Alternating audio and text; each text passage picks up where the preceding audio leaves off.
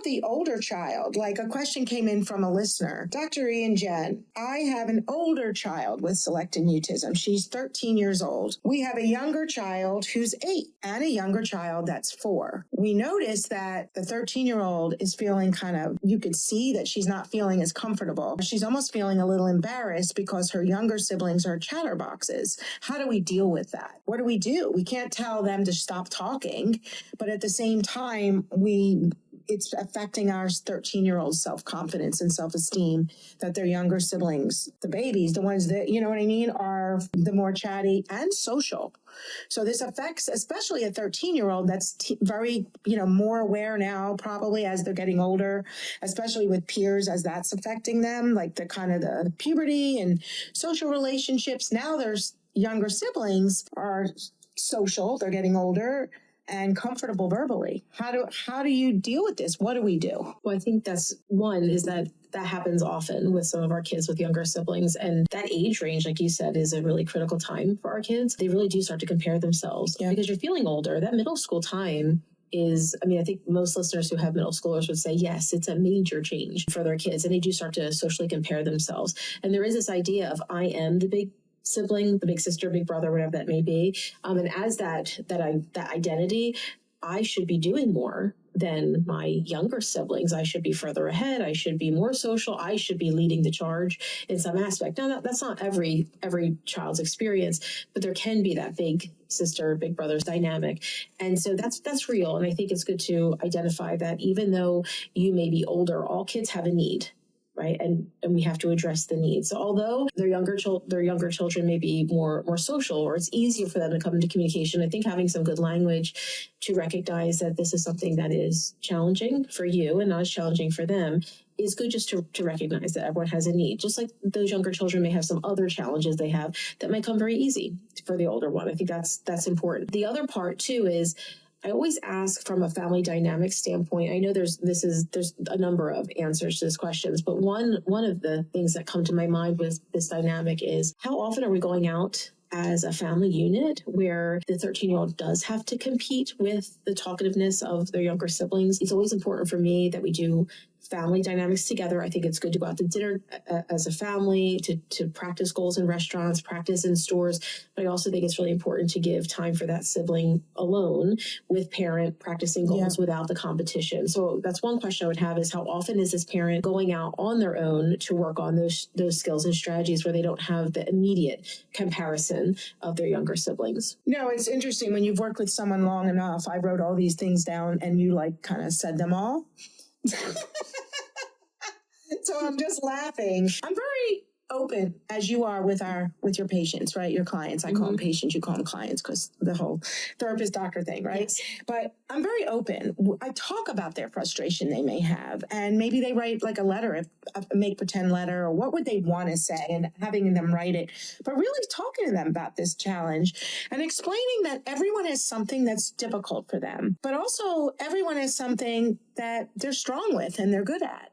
And really helping that 13-year-old or that child realize the things they can do, the things they are good at. Like, for example, I have a 14-year-old who is amazing at math. She's a math whiz. So we're giving her tons of big shot roles. One, she's helping her younger siblings with their math homework. She's a math tutor in school for a couple of the younger kids. And even for someone in their class, she helped them during lunch. And that's a confidence builder. So it's really important for all of our kids, but I could see this coming into play just so much more to make this point is we have to help our children build their confidence and their independence, because this does affect confidence, anxiety, right? Having anxiety, not having the coping skills yet until they're getting through treatment. But they do compare, and the older they get, the more they compare, the more they realize, whoa, talking, that's easy for those people. Why is talking so hard for me? Why is it hard for me? Why do I feel so uncomfortable in these situations? And it affects their confidence, but also their independence, because whether it's their younger sibling doing for them or their older sibling or their parents or their teachers or their classmates, I find that a lot of people do. They do for them because they don't talk as much. They aren't as communicative. So they're speaking for them. So they're not as independent. They're doing for them. They're protecting them, parents in general, right? And so we have to build independence. And these are separate podcasts. And, I have handouts on this and stuff about how to help build independence in children, because they have to be independent. They've got to realize that they can do things on their own and build their confidence, because that in itself will lower anxiety, which just, it keeps feeding each other, right?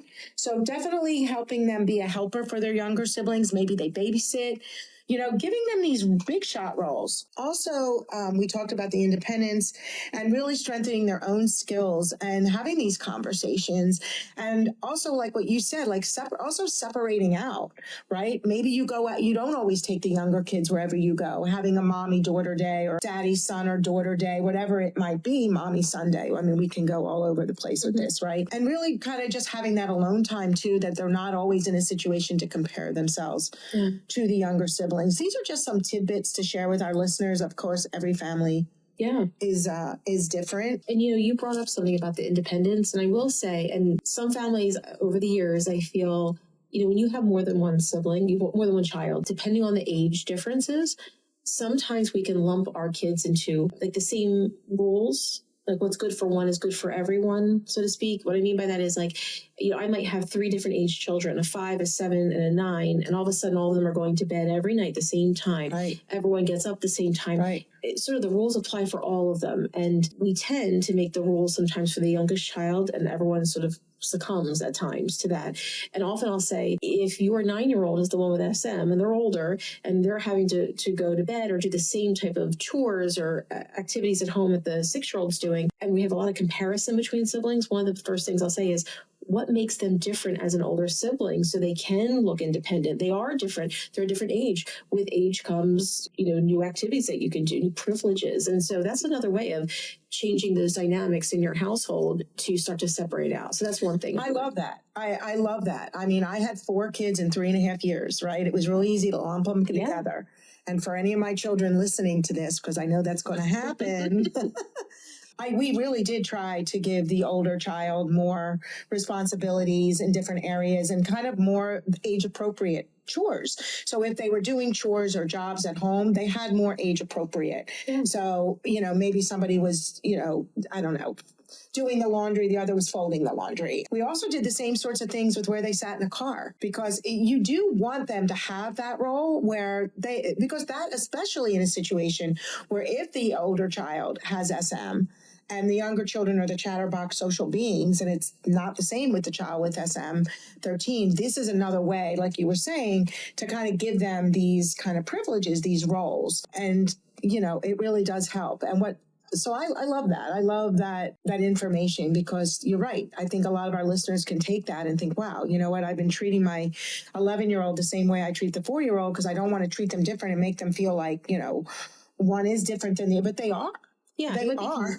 It might be convenient for the family sometimes to operate that way. More than one child, best that it could be easier to do that, but it is important. And the other part too, I'll just mention as we move on to our other topics, is that when you do have family dynamics, oftentimes I've heard a parent say, sometimes I get very frustrated that my child is not doing things. They're 13 now and I want them to do X, Y, and Z. If your 5-year-old sister can do it, you can do it. Oh, geez. And I will say that's when I do bring up that component of, if you want your child to sort of act, whatever that developmental age is, we do have to separate them out and give them those tasks to be independent, because if you're lumping them together, but yet certain times you want them to act older, what opportunities are you giving them to work in that area?